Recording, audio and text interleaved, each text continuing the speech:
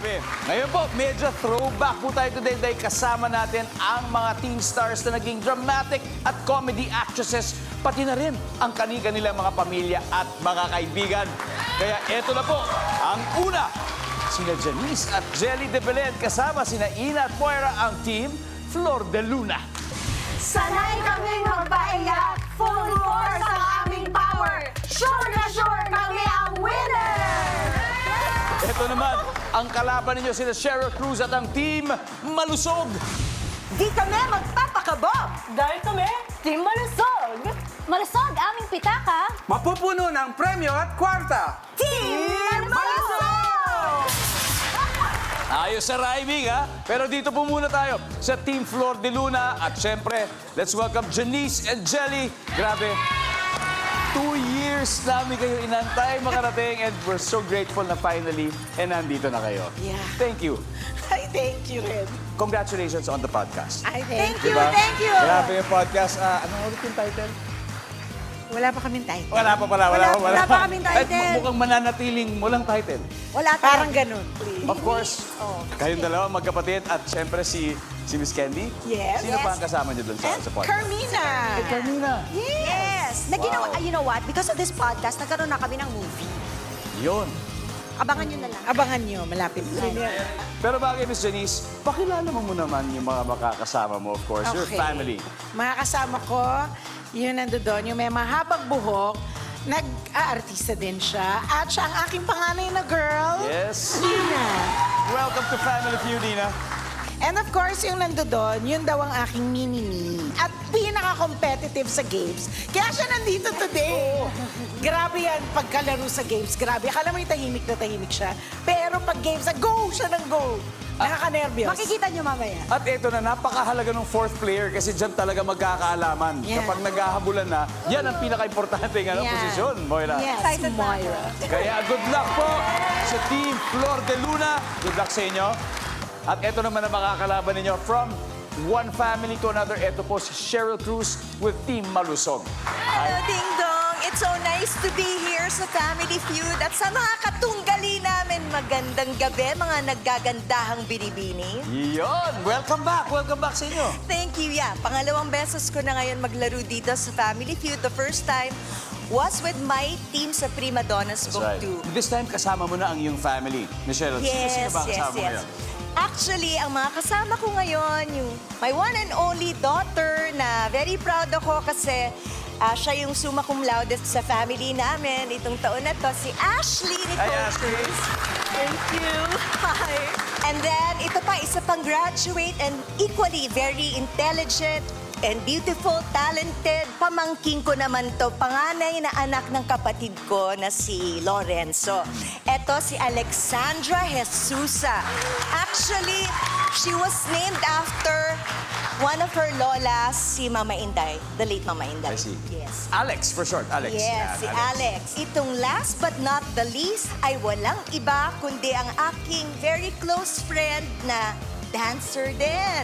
Nagsimula siya sa VIP Dancers at ngayon naman ay isa na siya sa mga professor sa UP, si Albert de Marupol. Welcome, Professor Albert. Bago lahat, ba't nga pala Team Malusog? Kasi pamilya namin, malusog sa isip, malusog sa puso, at malusog sa katawan.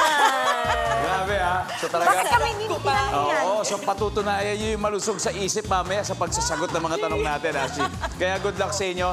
Good luck, Team Malusog. Eto na po. Alam nyo, eto trivia. Magkalaban po ngayon yung dalawang team captains natin, pero no mga child stars pa po sila way back in the 80s, magkakasama sila sa pelikulang Basang Sisiw. Oh, di ba? Ang galing. Tapos ngayon magkasama sila dito.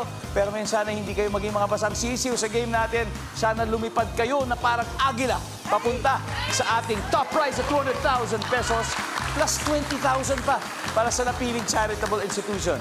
Kaya team captains, Miss Janice and Miss Cheryl, let's play round 1.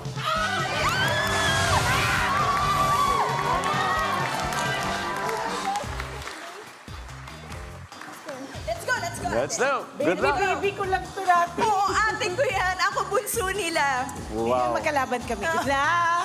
Good luck din. Good luck, good luck, good luck. Top 6 answers are on the board. Ano ang tumutubo kay baby? Go. Miss Janice? Nunal? Nunal. Nandito ba yan sa ating survey? Nunal. Meron. That's the survey! That's the survey! Miss Cheryl, ano ang tumutubo kay baby? Ngipin. Ngipin. Nandyan ba ang ngipin? Meron. Mas mataas ang ngipin. So tayo maglalaro. Pass or play po? Play. All right, Miss Janice, let's go back to your family first. Let's play round 1, Team Malusog. Ashley, ano ang tumutubo kay baby, Ashley? Buhok po. Buhok! Diba? Nice one, nice one, nice one. Alex, ano tumutubo kay baby, Alex? Koko? Kuko. Yan ang mga tumutubo. Survey says, wala. Prof. Albert, ano kaya tumutubo kay baby? Buto. Buto. Nandyan ba ang buto? Oh. Mas maraming buto ang mga baby kaysa sa mga matatanda. Miss Cheryl, ano kaya ang tumutubo kay baby? Isa na lang, kundi makakapag-steal sila. Tumutubo.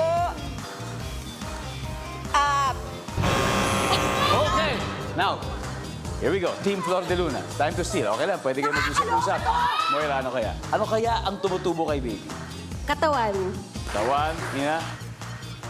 Binte. Tumutubo ang binte. May third binte. Nade-develop. Pero alam mo, baka ganun din ang interpretation sa questions, ha? So, hindi natin alam kasi. Pero, Miss Jelly, ano kaya ang tumutubo kay baby?